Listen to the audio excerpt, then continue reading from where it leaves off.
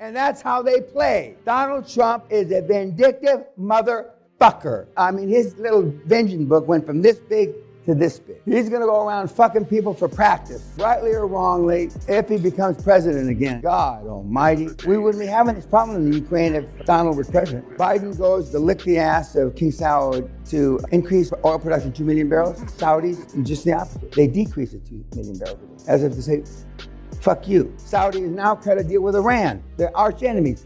Fuck you. Who are they saying fuck you? To the UK and the US. This is our state of affairs now. You have no idea how fucked we are. I want them to bomb New Jersey or something. We're not going to war. They're gonna bomb New Jersey the day after you get released.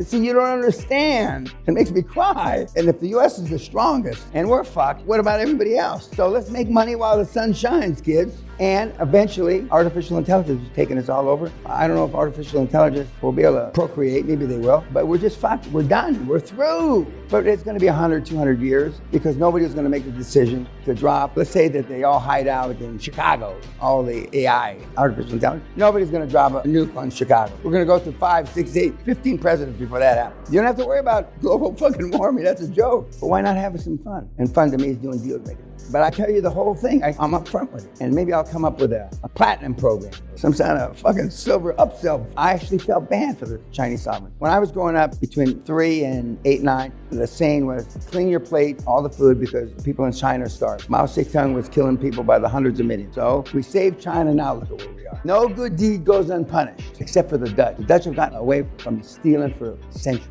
They're gonna get their upcoming. They are. They're gonna go down in flames. The day of reckoning is coming. They started with tulip bulbs in 1535 to 1537. They should have gone down the pan then, but they didn't. And there is no Yamamoto, whatever it is, Jap guy in a cave, the inventor of Bitcoin. I know who initiated Bitcoin. I personally, as an individual, know. And it ain't no fucking 3-foot Jap in a cave. I used to say, who would benefit from the Western world having financial problems? When Bitcoin started 16 years ago, when it was about a penny. Russia and China. China, it was so fucked up, it fucked their economy, so they shut it down. Who does that leave? And I know 3/4 of the oligarchs. I trained a bunch of them, and they're just as stupid as you. The only difference between the fucking oligarchs I trained in the early 90s and you, they took action and they were not afraid of the consequences. Whether you can call that an emotional bank account, they certainly were not afraid of the consequences. They did horrific things. When you're doing these hostile takeovers and you're buying debt. It's not a hostile takeover. You're not announcing it to the shareholders. You're going to the fucking bank, buying the debt, walking in and saying, fuck you, get out. I own the place. There's no takeover process. Not as romantic. I've been in 2 hostile takeovers. I won both. It's not as romantic as them trying to buy your shareholders. You know, it's a sneaky Pete deal. When you buy the debt, commercial debt or? Absolutely. What you'll get is you'll get Goldman Sachs to issue you a debenture, a bond to buy it all. So you won't have to put any money. Carl Icahn bought the debt of Donald Trump for his casinos in New Jersey about 10, 12 years ago. He didn't go to the shareholders. He knew because it's a public company and they list the debt in their 10Ks and 10Qs and the reporting documents that you have to file with the security exchange.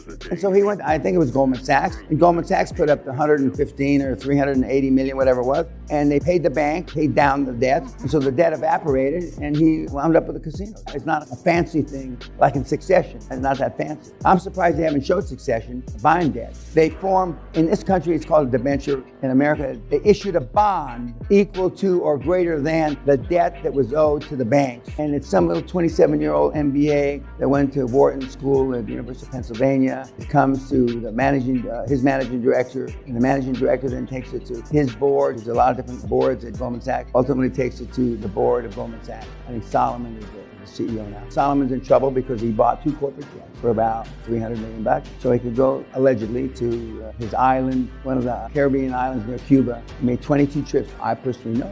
And at the next shareholder meeting, it's going to come up, and a little shareholder like you are going to. About this thing that we're indemnifying the CEO, I don't know if any of this happened. We're indemnifying the CEO of Solomon because he's done such a good job. Indemnifying meaning putting an insurance policy in place that we can't accuse him of doing anything bad. One of the things that you're going to do in your articles of incorporate all these pieces of shit, is you're going to have an indemnification that no matter what you do, short of fraud and malfeasance, you're not guilty. Tony liked that one. There's a short, fat, dumpy guy. He liked that one too. So we kind of in-house joke about, I'm poking fun at some of these Cuban. These guys are good guys, hardworking, successful, but there's a right way and wrong way in a Cuban way. If you don't know that, I mean, you haven't done business with any Cuban. Just like there's a right way and wrong way in a Dutch way, blah, blah, blah. And your board members should know all this. But most of the board members just want to be in there for make $3, $4, $5, $6 million, leave, exit, so they can go bounce their grandkids on their knee or whatever. But you want to get them where they either haven't started being a grandparent or they're tired of being a grandparent. These guys and gals are super smart, they are. But sometimes you have to clean the cobwebs out. So what? You don't have time to gather all the knowledge they have. For that debt that you were talking about. You can't force the bank not to sell your debt. Then you're restricting their covenants. The bank's not going to change the covenants. This little chicken shit, $2 million company, believe me, they don't do it for a $20 billion company. They're not going to do it for you. I mean, there's 5 million ways to fuck you. The good news is Marcus Bauer got crossways with a multi-billionaire in Austria a few years ago, and I said, you're wasting your money. And Marcus got a big ego, but anyway, and he wound up acquiescing. The billionaire wants this done, and you want this done. What you want done is never going to happen. Never. Yours plus 100 lifetimes. One of the most influential developers in Europe. He wants it this way, it's going to be that way. They will change the motherfucking law retrospectively, going backwards.